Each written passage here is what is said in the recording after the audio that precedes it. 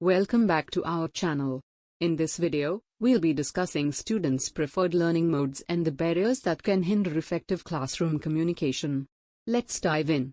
Every student has a unique learning style, and understanding these preferences can greatly enhance their educational experience. Let's explore some of the common learning modes preferred by students. The first learning mode is visual learning. Visual learners grasp information best through visual aids, such as charts, diagrams, and images. They excel when presented with visually engaging materials. Next, we have auditory learning. Auditory learners thrive when information is presented in spoken form. They prefer lectures, discussions, and audio recordings, as they absorb information through listening and verbal communication. Moving on, we have learn to read and write. These learners excel in traditional text-based formats. They prefer reading and writing activities, such as textbooks, notes, and written assignments.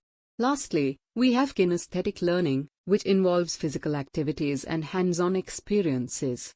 Kinesthetic learners learn best by doing, touching, and moving. They prefer interactive tasks and practical applications of knowledge. While understanding students' preferred learning modes is crucial, it's equally important to be aware of the barriers that can hinder effective communication in the classroom. Let's explore some of these barriers. First, we have a lack of effective listening. When students struggle to listen attentively, it becomes challenging for them to understand and engage with the information being presented. Language barriers can also hinder communication in diverse classrooms.